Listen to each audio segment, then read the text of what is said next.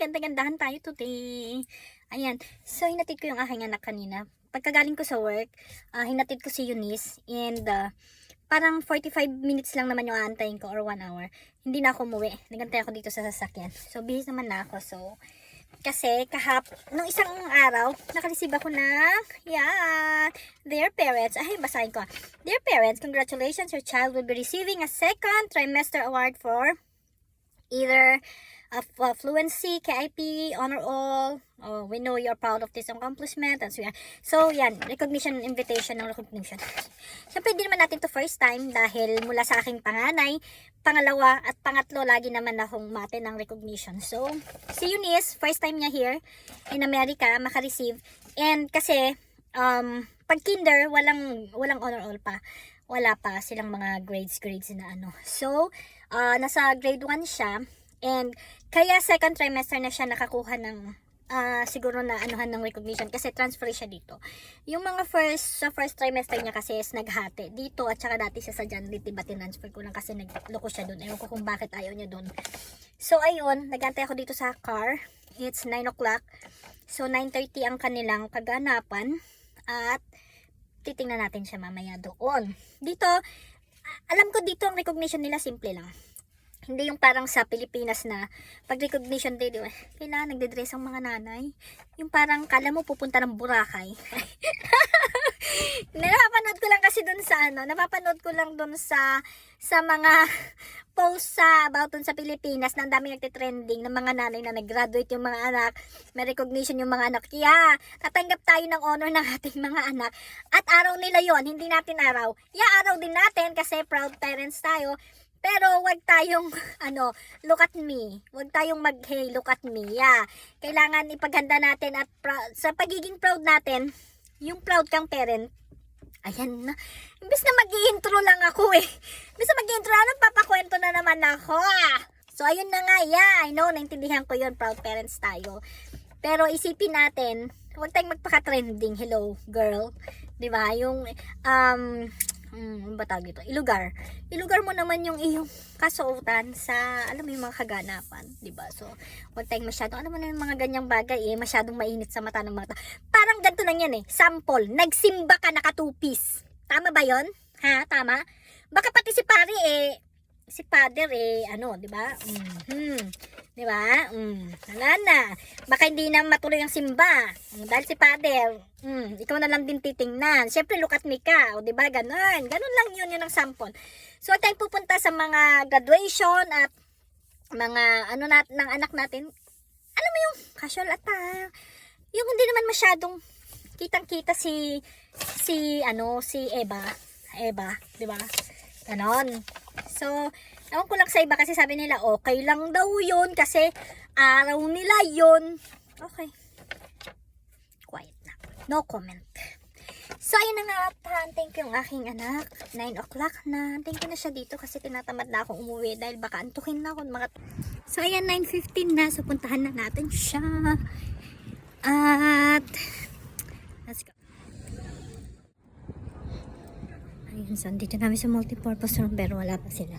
Ayan, nandito na kanyang tatay. Nauna sa akin. And, antay na lang namin silang lumabas. Ito yung multipurpose room nila. Tapos, ito na rin yung parang cafeteria nila. Tingnan niyo. Ayan.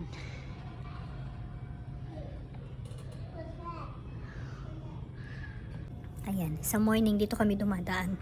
Kasi, bago sila pumasok sa morning, pwede silang mag-breakfast. Libre yun.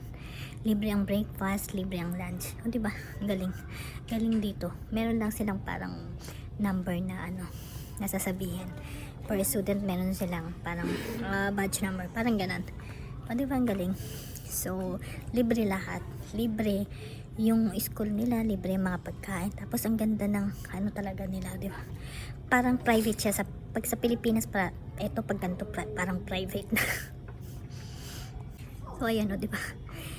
Magaling dito kasi magandang gobyerno. Magandang pamamalakad. Kasi walang nangungurak. Gaya sa no comment. Bye-bye. Ito na lang siya.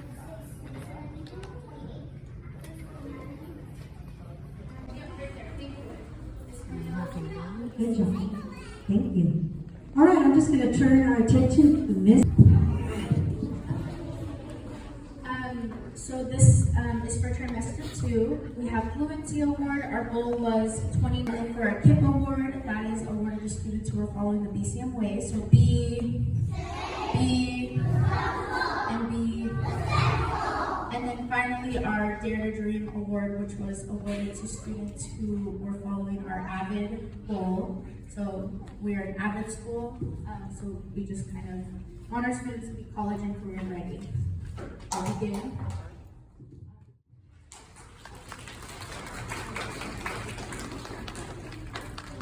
Eliana Cortel.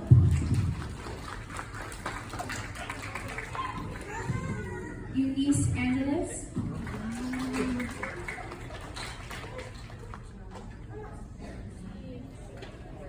Baby Fraser. My baby, kuya. Hi, baby yan.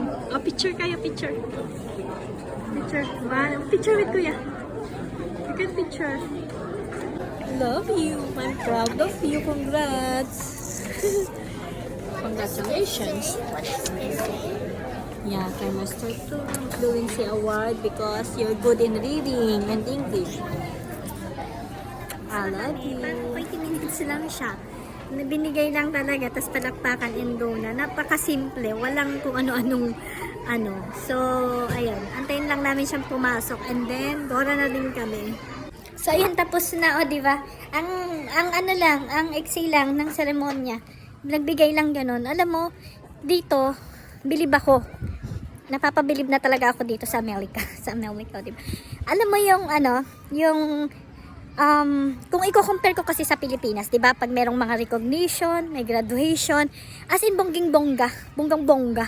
So, kailangan pang hingan yung mga estudyante, yung mga parents, yung mga contribution, ng bayad ng seremonya, bayad ng graduation. Ba't na lang kasi hindi gawing simple, gaya nito? Alam mo dito, napakasimple, gaya niyan, oh. Wala, alam mo, naka ano lang, yung stage nila, naka-blind lang talaga siya ng curtain. Wala na yung ilalagay-lagay pang mga kung ano-anong letterings, mga ganun. Gastos pa kasi yun. So, at saka wala ng mga pasere-seremonya na, ay may ganyan, may program, may, alam mo yung may mga susundan silang mga steps ng program, etc. etc. Anyway, sa bagay kasi sa Pilipinas, may time talagang mga parents sigurong mag-aantay the whole day. Dito kasi, bawat minuto mahalaga. So, alam nila ng mga magulang dito, sinisingit lang yung oras kasi may mga trabaho. Ganun. Pero kung para sa akin kasi, alam mo dito, mas bet ko yung ganito, simple lang. O, hindi ko kailangan mag-two-piece para pumunta sa recognition, ganon. At saka yung mga award nila, parang mga simple lang. Wala yung first honor, second honor, third honor.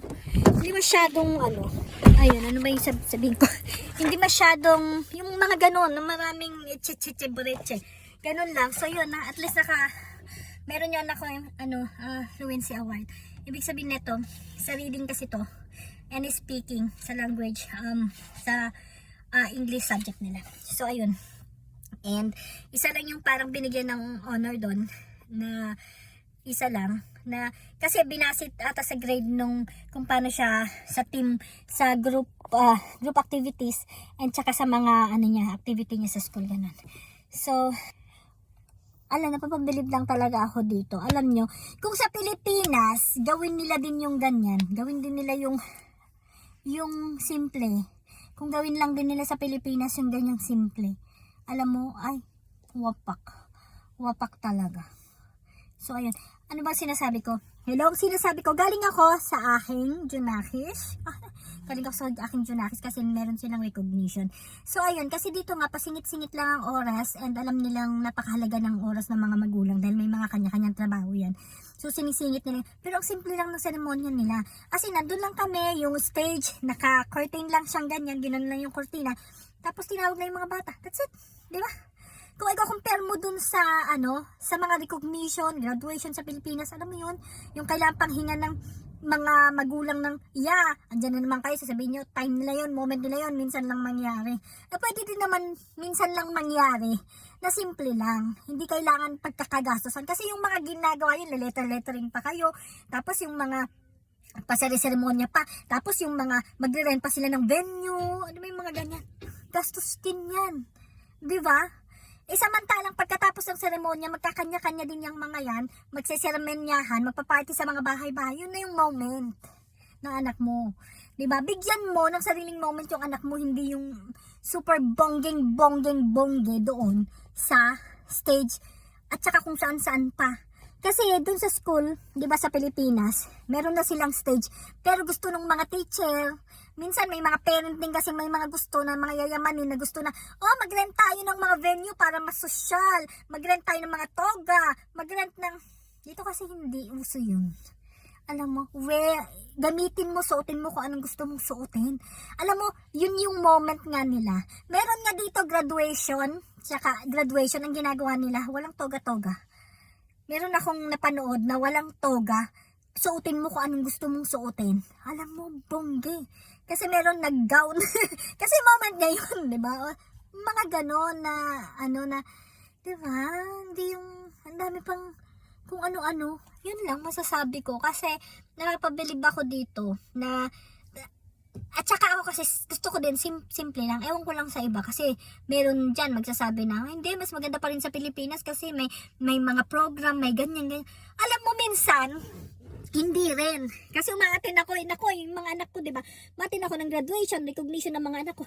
Diyos mio, naabutan na. Yung anak mo nasa grade 6, uunahin pa yan mula grade 1, grade 2, grade 3, grade 4, grade 5 bago dumating sa grade 6. Di syempre anong oras ka na dun, tumungang ka ng tumunganga na kita mo na lahat ng mga tinawag sa stage. Diba? Hindi mo naman kilala. Syempre, hindi kumbaga, real talk to. Hindi naman tayo matutuwa para sa kanila. Yan, natutuwa tayo para sa kanila. Good for them. Pero kumbaga, Diyos ko, ang inaantay mo, yung tawagin yung anak mo sa stage. Ganon, diba? O tapos, kaya yung iba, alam mo, ang aura-aura pupunta. Naku, lalabas, stress na. Ganon. May time na ako ganun, sabi ko, Diyos ko yung anak ko, pang ano pa, mamaya pa, kasi mininsanan nila. Eto, sila dito hindi, tingnan mo, meron silang, pag grade 3, meron silang oras, tsaka may araw sila. Pag grade 2, meron silang araw din, tsaka oras. At tsaka kung sino lang yung nandun, yung nilagay dito na oras, yun lang yun. Pag grade 1, lahat lang ng grade 1 sa oras na yun. Pag 9:30 to 10, grade 1. Tamo 30 minutes nga lang nilagay. Grade 1 lang. So, hindi ka mababagot ka. Naantayin mo pa yung lahat na tatawagin. Diba? Kaya minsan nagiging the whole half day na yung ceremony. Diba? Tapos magkakakitaan pa nila yan kasi magpapatinda pa sila ng mga snack yan. Kasi mga magulang, gutom na, Tom Jones na, mga ganyan. Tsaka gastos pa yun sa atin, sa mga magulang na, Diyos ko, nag-aura-aurahan, nag-outfit pa, bibili pa ng outfit sa Shopee, mga ganyan. Kasi nga bongge, diba? So, dapat yan ang pag-aralan din ng Pilipinas. Huwag nyo pagbonggi-bonggi. Uy, pwede mang simple lang kasi yung ceremony eh. Pwedeng wag ng, yung lettering ng kung anong lettering, bumili na lang kayo ng as in na naka-letter na. At pag bulbulin nyo na lang pag ganun. Hindi yung kailangan gantong team, may team pa silang nalalaman. Diba na ganto, ang kortinang lalagay, ganto. Ay, Diyos mio, talaga. Doon ako na-shock. Ngayon dito ko, nakikita mo, ang simple lang talaga. Yung tatawagin lang yung bata, tapos ganun. Sa Pilipinas, hindi. Diba? Oy, real talk. Ang daming naiinip. Hey, talaga, totoo. Ang daming maiinip. Pag, halimbawa, yung anak mo grade 6, tapos, pagsasamahin na yan. Grade 1, grade 2, grade 3, grade 4, grade 5. Ang unang tatawagin mga grade 1. No? Pagtatayuin lahat yan. May mga intermission pa. Diyos mio. Yung magulang. 2 oras ka na dun sa sa venue. Ano ba yan? Paypay ka ng paypay o ano na. Hindi pa ba tatawagin? Pangilan ba yung anak mo? Pangilan ba yung anak ko? Tapos, totoo to. Kasi nangyari sa akin. Sa totoo lang. Tapos, alam mo yung hindi ka na natutuwa kahit sino nang tinatawag. Wala ka na. Kasi di mo naman kilala yung mga yun eh. Siyempre, hindi ka matutuwa. Hindi ka diba? You're good for them. Pero hindi ka talaga. Tapos ang gagawin kasi nila sa recognition, isasabay naman nila yan sa graduation. O diba?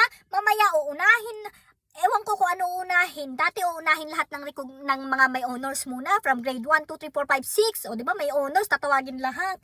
And then eto na, kung ikaw naman, graduation ng anak mo ng grade 6, alam niya, hindi pa tapos, half day na, no? Half day na yung anak mo. O tapos meron pa silang first, ganyan. Second, ganun. Third, prayer. Fourth, yung prayer nyo naman, hindi, Diyos ko, ang prayer bukal sa loob, hindi na susulat, tas babasahin lang. Minsan ganon, di ba? Ang ginagawa nila, nag-prayer nga, binasa lang naman, maghanda-handa. Tapos, meron pang seremonya na magsasalita yung principal ng, oh, Diyos mio, isang oras nagsalita yung principal, bagot na yung mga tao. Alam mo yun, hello, principal, dalian mo, para matawag na yung anak ko at makauwi na kami. Alam mo yun, yung nag-aantay ka ng matapos para lang, kakain pa kami sa restaurant o kaya nag-aantay yung pansit sa bahay na niluto, ganun. O, di ba? Oh my God.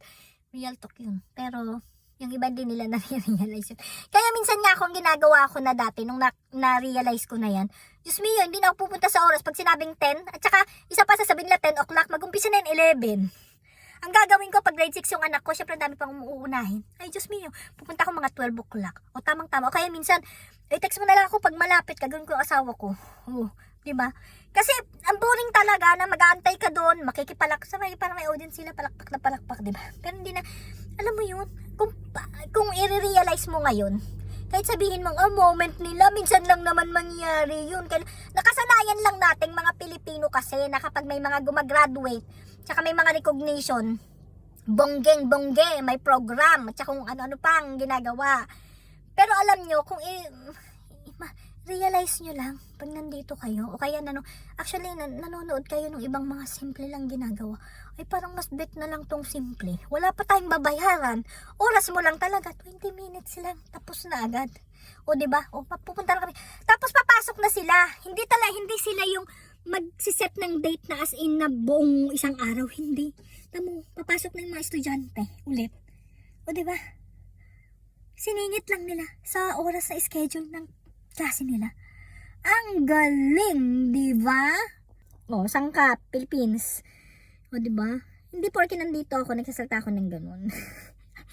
Yun na nga nandito nga ako Dapat yung mga nandito na sa Amerika, social, di ba? Yung mga social, ganun.